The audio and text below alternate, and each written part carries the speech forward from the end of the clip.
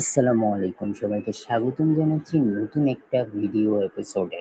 নাটকীয় জয়ে শেষ ষোলোতে পর্তুগাল, বিআরের হতাশায় বিদায় ক্রোয়েশিয়া। আসলে আজকের দিনটা আসলে ক্রিস্টিয়ানো রোনালদোর জন্যই ছিল বলতে গেলে।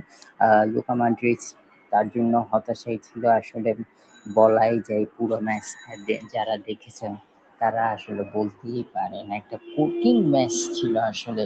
এই ম্যাচটাতে ক্রোয়েশিয়াকে ২-১ গোলে হারিয়ে শেষ ১৬তে গিয়েছে পর্তুগাল।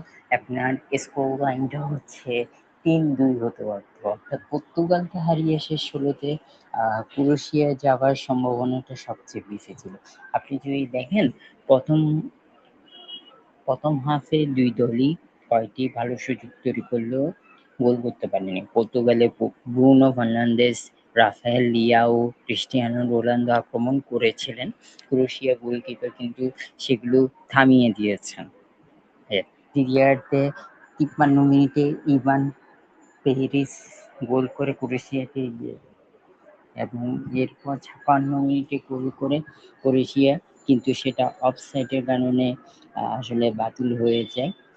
এখানে ক্রোয়েশিয়ার একটা কপাল পুড়ল বলা যায়। এবং ৬১ মিনিটে রোনালদো বল জালে জড়ান, কিন্তু সেটাও অফসাইডের কারণে বাতিল হয়। কিন্তু তার ঠিক ৭ মিনিট পরে ৬৮ মিনিটে বিআরের সহযোগিতায় হচ্ছে ক্রিস্টিয়ানো রোনালদো পর্তুগাল একটা পেনাল্টি পায়। সে পেনাল্টি থেকে গোল করে সমতায় ফেরায়। তারপর ক্রিস্টিয়ানো রোনালদো পর্তুগাল তখন ১-১ সমতায় ফেরে।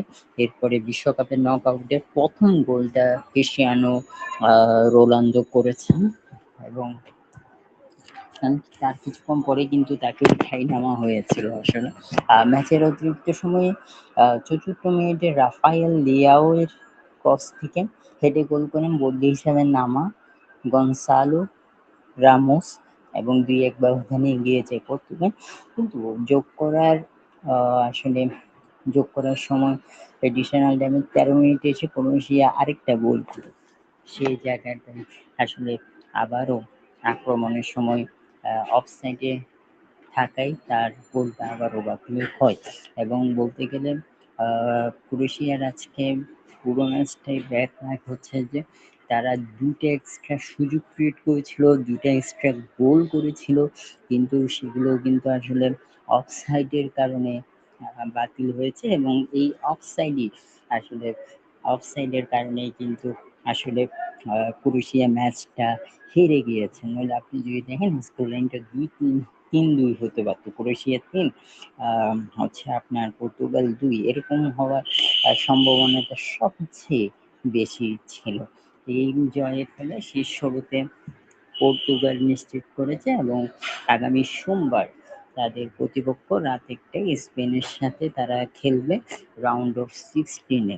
এবং সেখানে আমরা একটা দেখতে পারবো Lamine Yamal versus Cristiano Ronaldo match, যে ফাইটটা রয়েছে সেটা আমরা দেখতে পারবো আগামী সোমবার রাত ১টায় স্পেন ভার্সেস পর্তুগালের ম্যাচে।